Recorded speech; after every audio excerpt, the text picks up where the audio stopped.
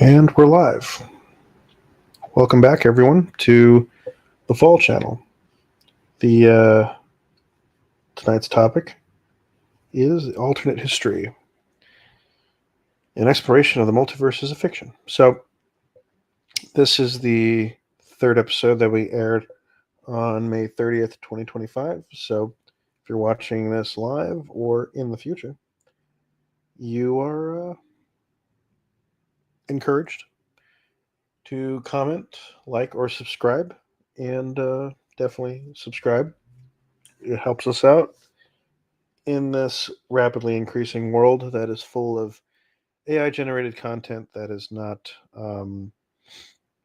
exactly good for the rest of us small creators who do not have the likes of or the money to spend on editors or special effects artists or pretty much anything else. So please support small content creators like me by smashing the like button, commenting, and subscribing. But without further ado, we will begin our topic.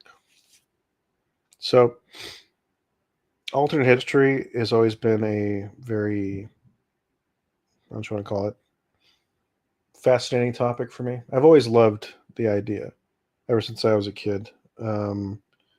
Something about it was always captivating, and it's just something that always interested me. And I think it's part of the reason why it's so fascinating that um, when I was a kid, pretty much all I'd ever heard of in terms of multiverses, parallel universes, and things of that nature would pretty much only had things like Sliders or the occasional Star Trek episode or even Stargate episode that kind of dived into it, and that was pretty much all we had, and that was always the sort of fascinating thing to me. And it wasn't until we got a show like Fringe where they were exploring the idea of parallel universes and um, your doppelganger from another reality and all of that and that kind of thing. And when they did it in such a way that I thought was, unheard of at the time. I mean, I still think in many respects it's still ahead of its time. And I think it's kind of sad that now that the superhero genre has taken the concept of multiverses and has run away with it to where it's kind of losing its meaning and its significance. And that hurts my heart. It makes me very, excuse me, a little bit saddened because I don't want that to happen to my beloved subgenre.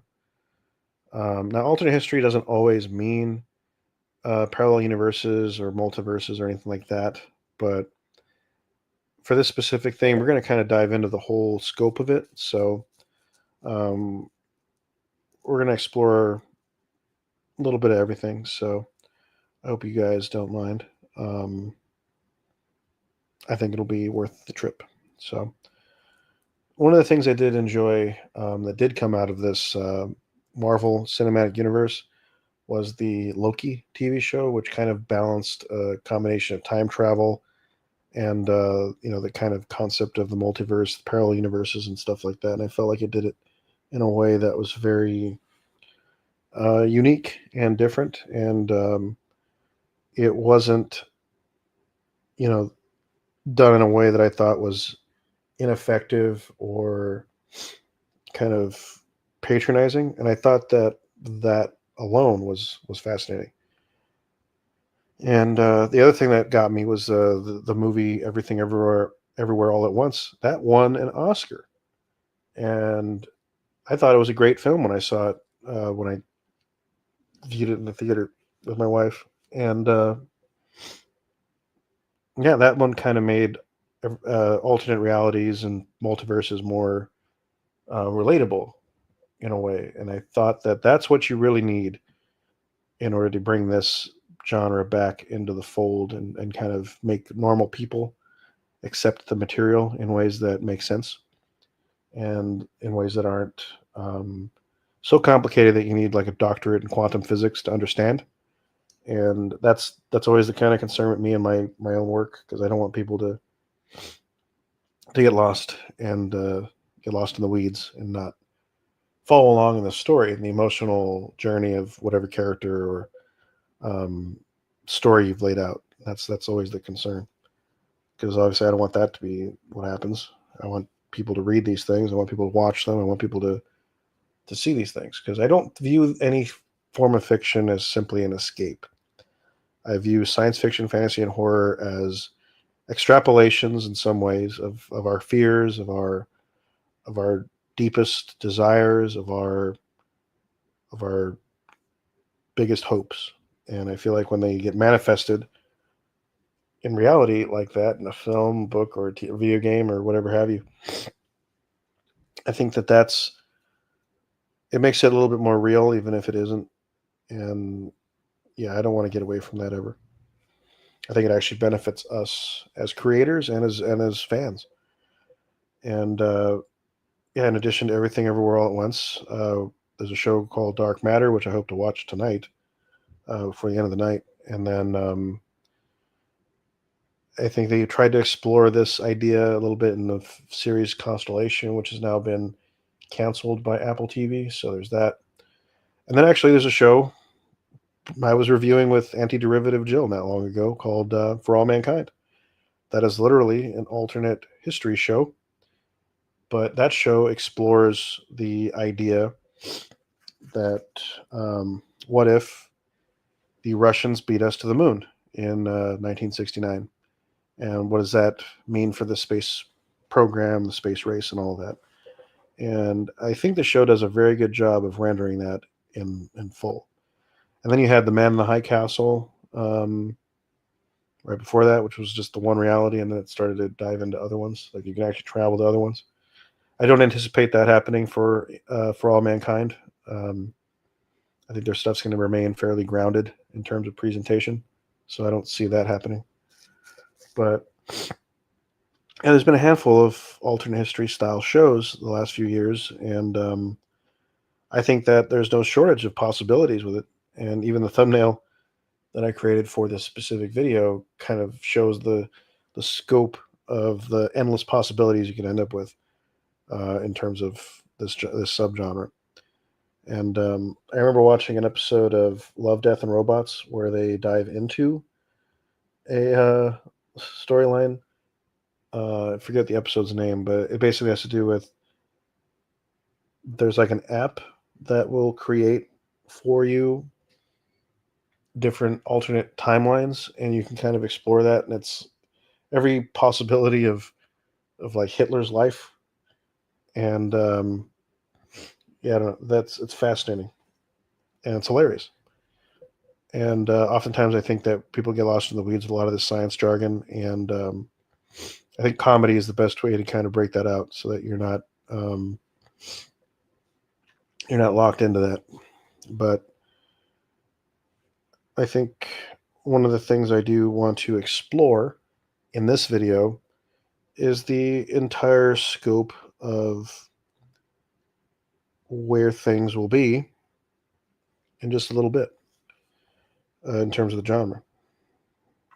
Because I actually think we're going to be heading into a very interesting area for stories just like this. I mean, yeah, the Marvel movies and even DC has kind of soured the general public on the concept of multiverses and parallel universes and stuff of that nature. So can't be too surprised why people balk at these ideas at this moment.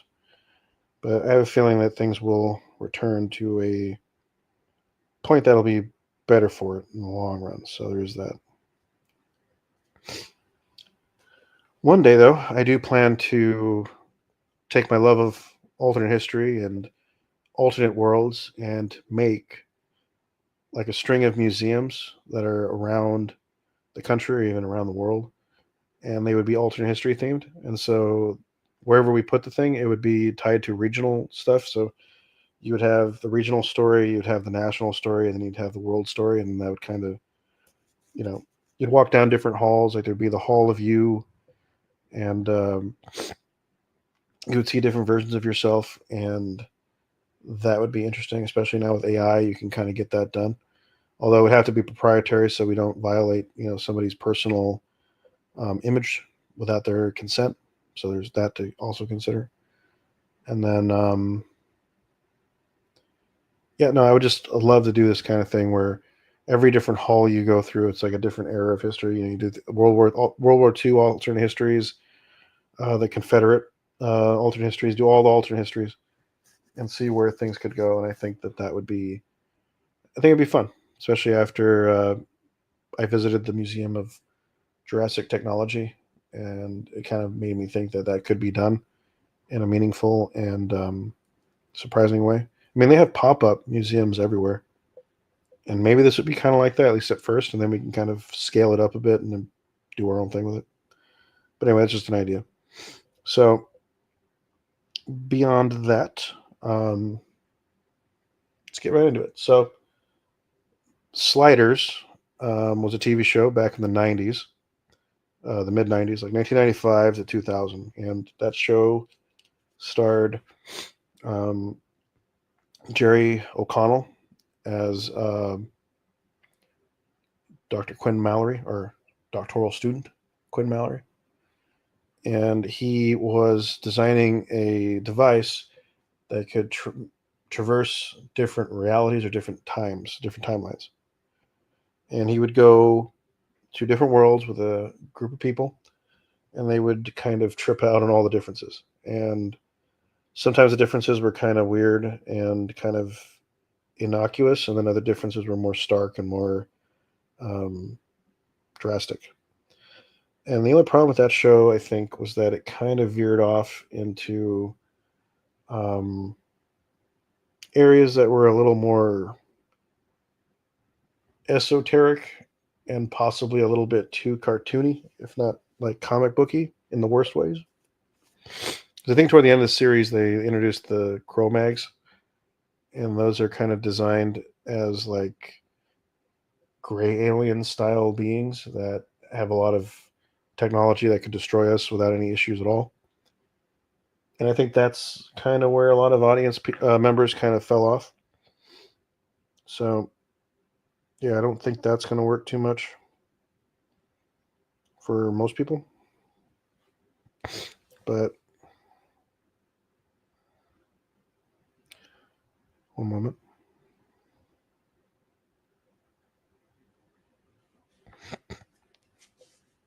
I'm hoping that people revisit it and explore it. I think there's a lot of great stories that could have been had in it. I mean, even John Rhys Davies said as much. And then when the series became less serious, that's when he kind of fell off and he was no longer on the show. And that's kind of a disappointment.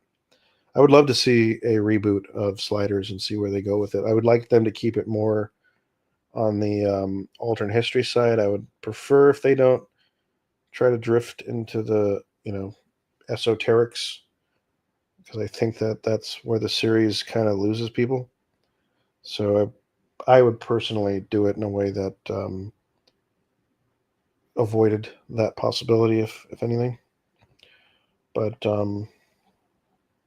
yeah, no, I'm looking forward to revisiting that soon whenever I'm able to bring that DVD I have of it back from my parents. But yeah, that was the first time audiences were able to see that in such a way. Then there was a movie that came out called The One, which was, I mean, it's arguably not good, but there's some stuff in it that I think is interesting. But yeah, it probably won't be a film that most people will remember in any meaningful way. So I don't blame you if you've never heard of it. It's a film with Jet Li. I guess he plays two versions of himself, one that's like the bad guy, one that's like the good guy. And they both come from vastly different realities. But yeah, that didn't go too far, unfortunately. And then you had, again, you had Fringe, my favorite show. And with Fringe, you ended up with the idea of alternate worlds within the series itself. So it was baked into the series mythology. and in a way that kind of made everything else work. Because the series starred Anna Torv as Olivia Dunham. She's like an FBI agent, and then Joshua Jackson played Peter Bishop. He was like a, I don't know, kind of a wise ass FBI consultant.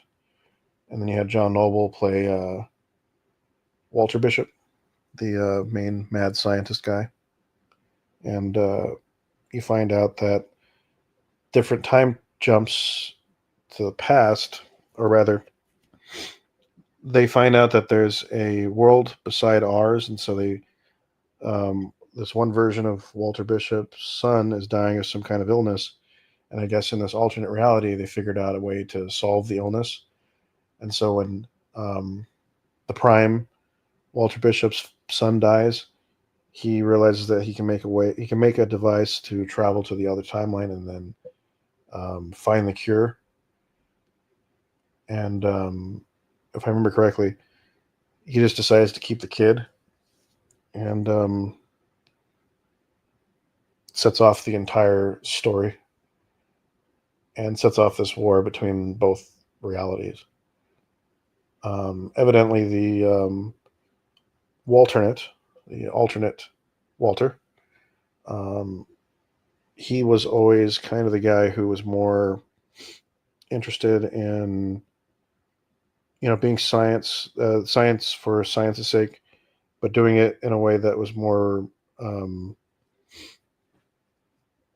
sort of exacting, I guess, because he was portrayed a little bit more brutally, I think, later on, or he became that with time, and so that's the thing that I thought was interesting from it as well. Because the difference between our reality and theirs was that the World Trade Center still stand in New York City in the alternate timeline, and even the Grand Hotel by Antonio Gaudi is still there, it's actually built in New York City in this timeline. And then they're slightly more advanced in some areas, but they also have to use a substance called amber to sort of like stop holes in the universe from popping up, and so that's also sort of interesting on its own. So yeah, no, that series. Actually, I think Daniel Green, who I mentioned many months ago, who is still a stand-up guy, so don't want to say anything bad about him. He's back to it. So he did like a 3-hour video exploring Fringe, and I recommend that you guys check it out when you guys can. I think it's pretty good. Yeah, I'm coming down with the not a sickness, but definitely not an in health. No, I think it's just allergies.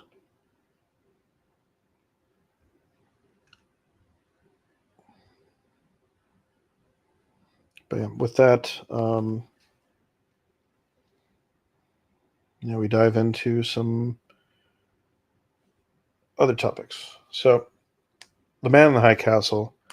Um, that one was a great show, I thought, at least for the first few seasons. There's a lot of people who sympathize with the character John Smith from that show, and I don't know if you're supposed to, because I think that that particular character is actually a villain. So I don't think that viewing that person as a viewing that character as somebody who's good is uh, is what you're supposed to do there. But I do see some have interpreted it that way. There was a lot of controversy about that show because I think when they were trying to advertise the series, they were putting up posters across the New York subway that had the Statue of Liberty, but also in the background there was like swastikas, and so people thought the show was promoting Nazism, even though it's clearly a show about alternate history. And so there's that. But The Man in the High Castle was based on a novel by Philip K. Dick, and it was written in the 1960s. And I do believe that the book, when it was released, or the book is set at the time that it was released, like 1964, and then the or 1962, and the subsequent TV show is also set in that period, but it's in an alternate one again, where Hitler is still alive and he's still doing his thing, and so um, should be terrifying to anybody with eyes. And yeah, it was very. It's an interesting show in the sense that there's a scene at the very end that got me. It still makes me think about it, where there's a character holding up the American flag and handing it to these members of this. I think they call them the Black Communist Rebellion, the BRC or BCR, and yeah, it's kind of fascinating to see that because he hands them the flag, but they don't accept it because they think that that version of America doesn't exist anymore and that they can't fight for it because it never stood for them. And so I don't know. I like the idea of the scene and what it means, but I don't know, maybe I'm just a little bit more optimistic as a person. But I mean, in that alternate reality, I think New York or no, Washington D.C. is attacked. I think in the 50s or the 40s because there's a massive invasion by the Germans into the U.S. mainland, at least on the East Coast, and then the Japanese take the West Coast, and so that kind of changes things. So it's very fascinating to see. But I do recommend it. I definitely think you should check out The Man in the High Castle. Read the book and then watch the TV show. I think that'll be your best move. And then yeah, let me know what you think of it when you get a chance to watch it. But what else is there? Oh yeah, so I was mostly talking about television and kind of diving a little bit into movies. And we'll do one more thing before we go to an ad break. But I do want it to be known that the alternate history genre is very, very well trod in the fiction world. So we'll be diving a little bit into the work of one Mr. Harry Turtledove, who I actually communicate with on occasion. Um, I was communicating with him on occasion on Twitter. I'm not sure if he's still out there or not, but a lot of people left Twitter for obvious reasons, and I don't fault them for it. But I do think that it's not the time to leave. In fact, I think we need to stay there and do our best to redouble our efforts to not take back Twitter, but do our best to ensure that the people who are currently there are not the only people that are talking and making all the decisions. So, I don't know. Call me an optimist. I don't think it's a bad word. But anyway. So, Harry Turtledove has done a lot of alternate history books, and some of the ones that I currently own are, I think, still available on Amazon, and many of them are now available in ebook form. So if you want to check those out as well, you could. Um, I think one of the biggest issues with the alternate history genre right now is that um, there has been a discussion about white supremacy, and that's kind of interesting, strictly because um, the two biggest points of divergence that people pick when they write these are literally things that involve like white supremacists. So the Confederates winning the Civil War is one of them, and then if the Nazis won World War II is the other. So you have these two vastly different points in time, but both involving regimes that were very much Eurocentric and very supremacist toward white people. And so um, it's a fascinating thing to see. And I think that one of the interesting aspects of that is that there have been several articles posted over the years, and it's added to the discourse. Why do we find those two periods so fascinating? And why do we find those periods in time so worthy of exploration in terms of alternate history? I mean, there's literally any sort of point of divergence that you can do that is perfectly serviceable that doesn't involve invoking the likes of the Nazis or the Confederates. And that's kind of why I do want to see a resurgence in alternate history, but I don't want it to focus on the obvious. I want it to focus on new points of divergence that aren't very well popularized. Now, I do it myself in my own fiction, in that I chose a point of divergence for my largest story, the Explorer Sagas. Now, I think every one of my stories is set in some type of alternate history, and we'll dive into a little bit of that after the break. But yeah, to me, it's kind of weird how those are the two periods everybody likes. Now, the thing I love with all the shows that I had mentioned is that they at least do something different with the material. It's not always the same thing over and over. It's always some other topic to explore or some new timeline to dive into. And I'm hoping that the more the genre evolves and the more people are willing to kind of go on these journeys and see what other things could happen, um, they kind of take that to heart and they puzzle them out from that perspective as opposed to exploring them from the other balance. Because I feel like there's a point in some writers who are writing about like the fall of the Confederacy or the fall of the Nazis, and they're writing it from a different point of view, where they believe that maybe they kind of secretly, or maybe not so secretly, believe that a world where they did win would be better than the current one, and that alone is utterly terrifying. And the fact that I know that there could be tons of people that think like that would be a good idea, uh, it's just it's it's not fear inducing, but it's definitely disconcerting, and it's just something that I don't think people think about all that often, and I think we should think about it a lot more. But yeah, for my own money, I will always love this genre because the different possibilities of your life, of my life, of anybody's life, of the world, or even our own, um, close circles. Always wondering about where things could have gone, what things would have been different.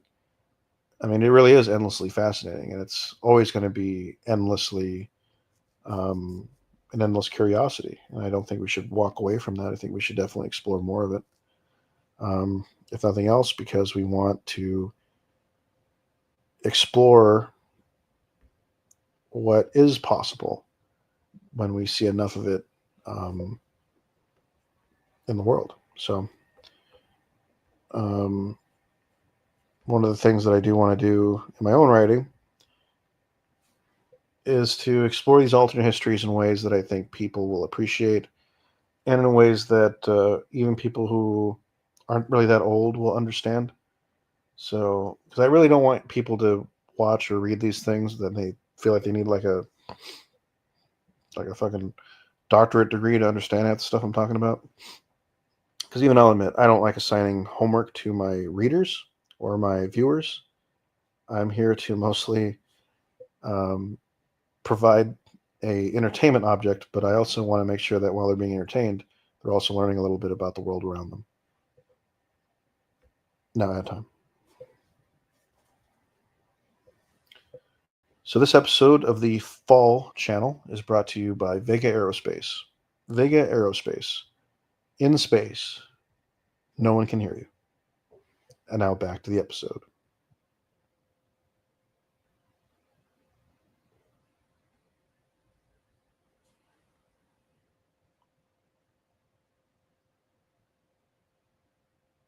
So I mentioned that I dabble in the genre. I mean, I was a really big fan of the Alternate History Hub here on YouTube and a few other channels out there that have been floating around. One of the channels that did fall off quite a bit was the channel called, it's still called, What If Altist? And yeah, there's even another channel called Monsieur Z. And both of those channels I feel are very much representative of sort of like alt-right adjacent ideological revisionism that I find pretty disturbing.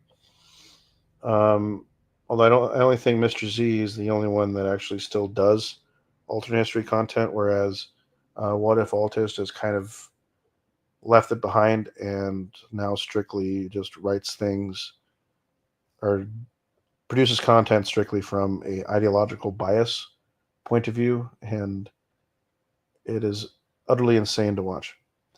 Whereas Alternate History Hub, I don't think Alternate History Hub has posted a video in a while. Actually, I'm kind of curious now. But I think Alternate History Hub is now kind of related to a different channel, which is called um, Pointless Hub. So yeah, I guess they're still out there doing some stuff.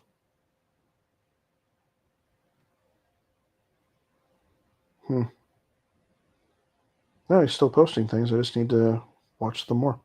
So I think I'll be doing that after I'm finished here. So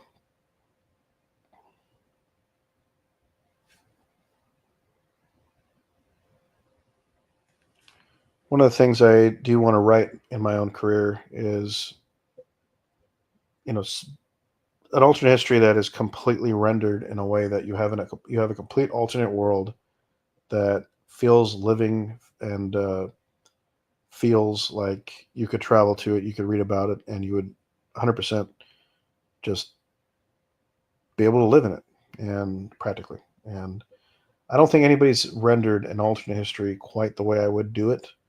Um, I would love to do a book just like Robert Sobel's For Want of a Nail. That's a big doorstopper book that I love because it's not a narrative. It's like a fictional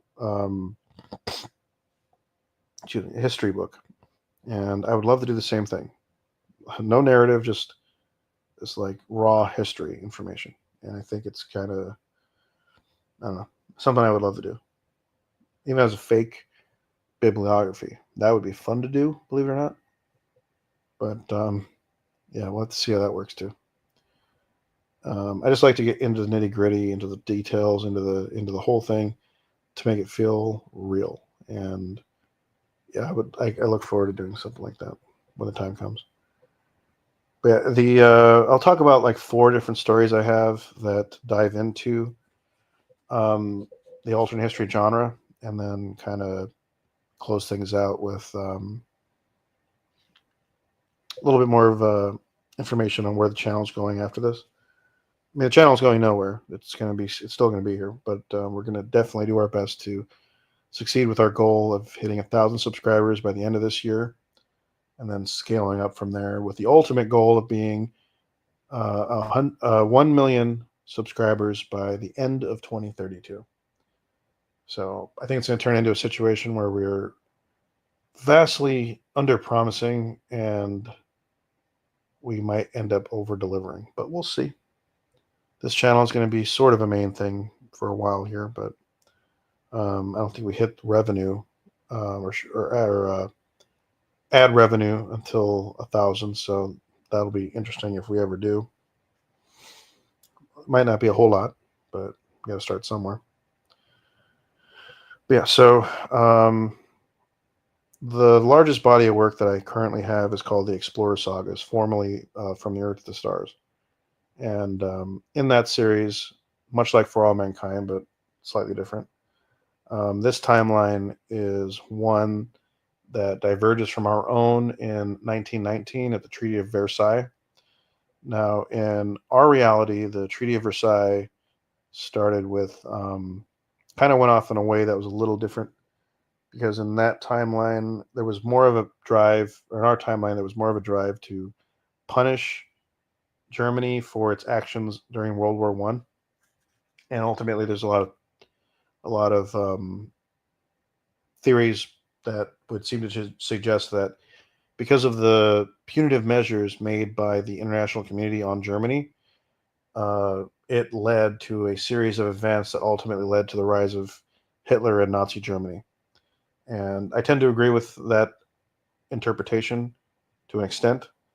But in my piece, I have President Woodrow Wilson presenting his 14 points. Now, the 14 points was a draft of a series of reforms to kind of allow the international community to agree to terms for the first time ever, and to agree to uh, free international movement across the seas, the formation of a what we would call the UN today, but in his interpretation, it was the founding of the League of Nations, and several things of that nature. And all of these were designed to essentially bring about world peace for the first time in history.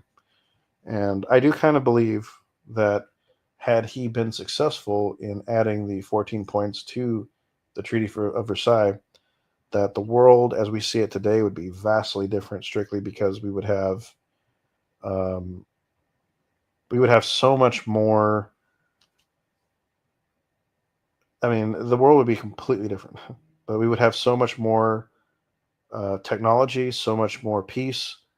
It would be a cosmopolitan world, the likes of which we've probably only ever seen in Star Trek, or another series of that nature, where the society is mostly a little bit more optimistic than the way we find it right now. So that's sort of fascinating to me. But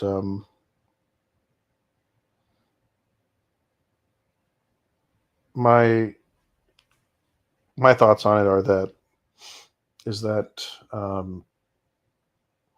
in the Explorer sagas, those changes are made. The 14 points are added to the Treaty of Versailles, and thus Germany is treated less harshly, and there's less punitive action on their nation. So this forestalls World War II as we know it, but it doesn't ultimately end in a scenario where um,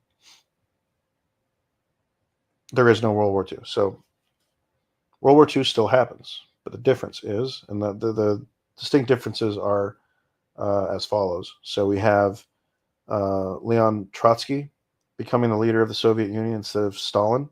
And so Trotsky's whole dream was to have a global communism. So he was planning to basically take on the world in a manner that didn't seem too dissimilar from what Hitler had offered with his plan for a Nazi dominated world. So in this timeline, the Nazis can't rise because the conditions aren't um, fertile for that to happen.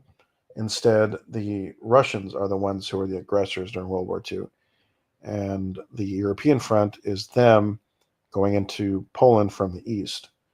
And then on the same token, you have the Japanese imperial might, kind of centered around similar ideas as they had in our timeline, but instead they're kind of driven by the idea of expanding their territory, but also going across the Pacific and nabbing more areas for resources. So unlike our timeline where the Germans and the Japanese were allied, this timeline would probably see the Russians and the Japanese are not aligned, but they are two sides of a larger conflict. And so I thought that would be interesting to explore. One of the biggest changes that I have in the story is the idea that the United States, Germany, and Britain all worked together to develop the atomic bomb, and they dropped five of them on Russia. And what happens is that once that's done, um, Trotsky and his whole leadership are snuffed, and it pretty much ends all um, anything related to global communism. So communism as a concept ends, as a world style of political philosophy, and so um, you end up in an opposite scenario where the U.S. government starts funding left wing movements all around the world instead of right wing ones like it did in our timeline. So find that fascinating. And then one of the things I do want to dive into on that front as well um, is as the timeline goes on, they move away from nuclear weapons development and they switch towards space exploration and space travel. Because I have this idea for Werner von Braun remaining in Germany, but this time it's a German republic, and he's one of the big driving forces behind their push to get to the moon and Mars in this timeline. And one of the things I thought would also be interesting would be if the United States also decided to fight back against the Germans in that front. So it becomes a space race between the United States and Germany. And ultimately, what happens is the Germans beat us at every corner until we uh, hook up with them to go to Mars in the 80s. But before we get to that, um, one of the things that is sort of a bigger difference is this idea that in this timeline, the Germans beat us to the moon several times. And when they do, we decide to send our own people. And in this timeline, uh, the United States uh, uses its space efforts strictly on the basis that the military are at the head of it. So NASA is not the ones that are primarily running the show. It is the United States Air Force that is. So in this timeline, 1967, the Germans land on the moon. And then a few weeks later, we do, the United States. And the United States lands with two astronauts, um, a white American named Wally Sawyer, who becomes the starting character for this like part of the story that's a family saga, and then Frank Boone, who's a black American astronaut, the first in the United States in this timeline. And then from then, the United States puts a moon base, and so does the Germans in the 1970s. And then in the late 70s, when Werner von Braun um, dies, um, the United States and Germany decide to save and cut costs by having both kind of jointly fund a manned mission or crewed mission to Mars. And so in this timeline, in the late 80s, the Mars is more of a outpost for humanity than it is today. And then by the 1990s, you have power sats. So it was like sun, excuse me, space-based solar power. And then you have O'Neill cylinders, space stations that are humongous that large numbers of people are moving to. You have asteroid mining. You have all these different things by the 90s in this timeline. And I write in the story that in the 2000s, a private corporation launches to Saturn. So that's also a stark difference. So the 21st century in this timeline is quite drastically different than the one we have today. And I think that's part of the reasons I love that particular story, and that's the Explorer sagas. And that's going to be hopefully not only a book series, but I'm hoping to turn it into a film and TV series as the years go by. But yeah, I'll definitely be talking more about that one in subsequent episodes of this podcast or even my video essays. So if that interested you, definitely stick around. Beyond that, I also have, I'm going to try to explore at least two more alternate history stories that I do have. One of the other ones is The Rise, or rather, that was the old title, The Fall of the American Republic. It's a trilogy of novels that I'm working on in my MFA program here at San Diego State University. And that particular novel series concerns a timeline that is split from our own from September 11th, 2001. So in this timeline, on 9/11, there was a nuclear attack on the United States instead of a plane attack like it happened in our timeline. So in this timeline, what happens is not only is there a nuclear attack on 9/11, but President Bush is killed, and so his vice president, who is Dick Cheney, becomes president. And in this alternate timeline, while he is president, you see a giant like turn toward authoritarianism, the likes of which even we haven't seen in our own timeline. So you have that as a concept, um, kind of floating in the background, and then half jokingly but half serious. Eventually, Cheney does leave office and is replaced by um, Hillary Clinton, who cannot unseat the police state that he starts, and so she only serves a term and then she loses again, or she loses to Mitt Romney in 2012. And so in this alternate timeline, you've had probably around 15 years of authoritarian movements all around the all around American culture.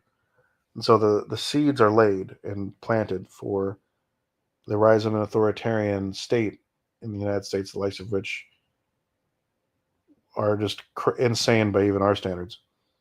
And that's why you have the character Luke Nichols, a New York congressman who runs for president in this timeline, and yeah, he becomes the America's first dictator. And I wrote this novel series back, or the first part of it, back in 2012, um, based on a nonsensical comment by a cousin of mine, who was kind of hinting that the idea of Obama would become like a brutal dictator, and I thought it was the most ridiculous concept ever. And yeah, I turned it into this novel series. And I think the interesting thing about that particular idea is that um, Nichols not only runs in 2016, but this guy serves for 5 terms or runs for 5 terms. And as the novels progress, this whole trilogy spans about 20 years of time, and we see that over that 20-year time period, that a rebellion comes up and they fight again. They resist the Nichols regime and eventually oust him, and then you have a very good scene planned at the end of the series that I hope a lot of people that hope resonates with people. But yeah, for me, I think the Fall of the American Republic trilogy is probably going to be my one of my opuses, because I feel like I'm going to have very many masterpieces. Not my words, other people's, or at least ChatGPT seems to think so. Now I always try to take what it says with an enormous grain of salt, because most of the time it is overly flattering and very sycophantic, and I don't like that. But every once in a while, it offers a little bit of a nugget that I can use for something else. So then sometimes, the positive reinforcement helps. But yeah, beyond that, I think we'll move on to my final alternate history exploration in my own work. And that one is a novel, or a novella. So it's like a short novel that should be in the. I'm hoping it'll be less than 100 pages by the time it's done, but we'll see. But I call it COVID 91. So it's basically based on the premise that what if COVID-19 happened in 1991, 92? And yeah, that novel, the novella, is kind of crazy in a lot of ways, because I mean, we explore not only the idea of what the world would have looked like if it had gone down in the 90s, but we're able to see how drastically things had altered. Because I don't know, just visually, I'm just stuck on the idea that in the 1990s, had this gone down, there are people who are walking around with like gloves, masks, and like plastic bags full of like movies that they have to take back to Blockbuster, and they have to go to like a little like doghouse doggy door and like slip them through. Something about that's crazy to me. And then the idea that in an alternate timeline like that, you would have to depend heavily on like uh, work from home stuff. And this is at a time before the internet. So, like, what would the world be like if it had to go through an event like we went through, but in the early 90s when we don't have all these conveniences like Zoom or, um, Uber Eats or things like that where we can kind of make these things happen. And yeah, that book is going to be very interesting for me to kind of dive into all the little giant changes that could have happened. Because the one thing that's different in that timeline as opposed to ours is that you have today the vaccines that were developed by Pfizer, Moderna, and all the rest of them.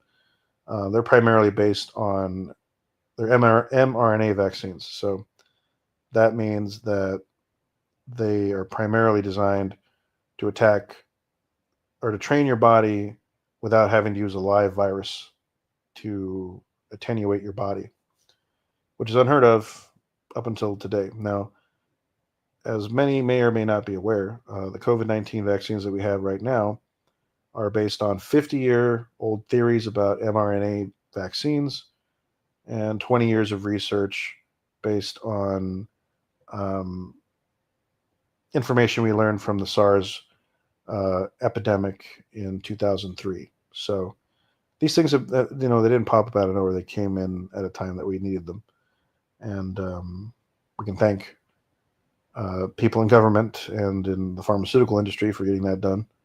Um, I do think it did save very many lives, but if you would have had that, I mean, the mRNA vaccine wouldn't have been a thing in the 90s.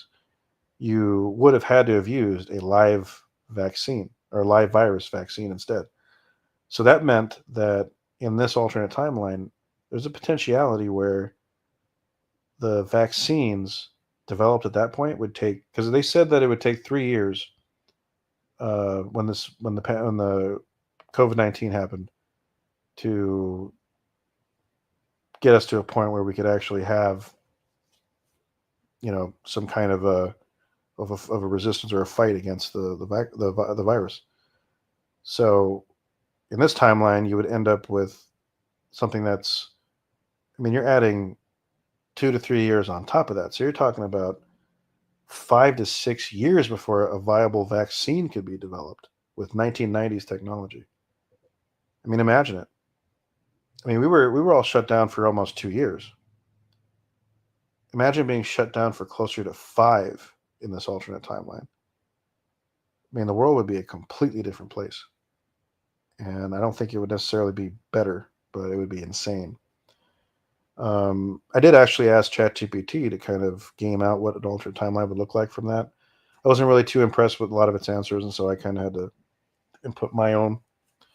But some of the things that I thought were interesting that it did talk about was the idea that, because I assumed that George H.W. Bush would probably get reelected just strictly because that's what happened, or that's what wouldn't have happened in our own timeline. Because in our timeline, it happened during an election year, but what had happened was that the incumbent president, Trump, was removed from office by Biden, and that was strictly because the political winds shifted in a way because I think there was an impression by most Americans that Trump was an incompetent leader, and they wanted somebody who could be a competent one. So I don't know if you would have the same thing in this alternate timeline with Bush, because I do think he would be perceived as more of an elder statesman, and he'd be doing it best he could with the information he was given. So maybe he still loses because maybe he still raises taxes, and that's the only thing that does it. But yeah, I don't know. It's a fascinating world to explore, and that's one of the reasons I love alternate history, and it's one of the reasons why I always recommend any of my viewers dive into them. Alternate history is one of the the big ones that I think people are sleeping on. There's endless possibilities with these things, and I recommend. Um, what don't I recommend? I mean, so many great work. So many great works out there. I mean, you have the any novel series by Harry Turtledove. I'll recommend. Definitely read the Man in the High Castle if you haven't already. Definitely dive into the Yiddish Policemen's Union. That's by Michael Chabon. That one talks about basically founding the state of Israel in Alaska. And there was a little bit of talk about that in real life. But I think the guy who was going to do it, I think he died in a plane crash. And so that wasn't a possible outcome. But yeah, it's one of the things that I think is interesting because I want them to. I want to see how they adapt that one onto the big screen or the small screen. But there's just so many I can think of that I want to recommend, but I just don't have enough time to give you the list. I mean, I probably should make a Google Doc with all the different alternate history stories that I recommend to my readers and my audience. But we're coming up on almost an hour. Wow. So it would seem that the 3 episode return of the fall channel is largely a success. We started our night with our 100 subscriber special. If you have any friends that are interested in the kind of topics we discuss here on the channel, we love science fiction, fantasy, and horror, and world building on the side. So, if you have anybody that you think might be interested in our channel, definitely recommend it. Also, don't forget to like, comment, or subscribe.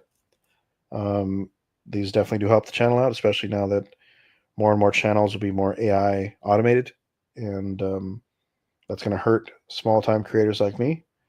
So definitely help me out if you can. If not, then thank you for listening. But yeah, I think any little bit helps, and I recommend that you reach out to me on Twitter at the Phil1, or follow me elsewhere on my link tree at pleave2020, or sorry, pleave720. And yeah, I look forward to having more episodes. We'll be producing more video content for our premieres on Monday. More material we're going to pull from both the long form videos and the shorter videos, and the live stream videos that we're going to put uh, on the more shorter videos we have on Wednesdays. So um, yeah, there's a lot to do. Next week we'll come back on Monday, and we'll be exploring the year 1997. We may postpone that episode, but we'll see. I have a special guest coming to talk about it with me. But on Friday, we'll be closing out this current arc of stories and material and topics with the episode about solar punk, the genre without a story. So, the new genre without a story. So, I hope you join us for those, and I hope that you um, stick with us on this channel. I have a lot planned for the next few months, the next few years, and I'm really looking forward to where we go, and I'm really looking forward to you sticking out with me and joining me on this evening. If you want to see more of me, I'll be on TikTok uh, not long from now. You can add me at the Phil Talk on TikTok, and you can see me there arguing with people about politics, conspiracy theories, and even religion. So if you want a little more spicy version of me, you can follow me there. But until next time, don't panic. Don't forget your towel. And so long. And thanks for all the fish. See you soon.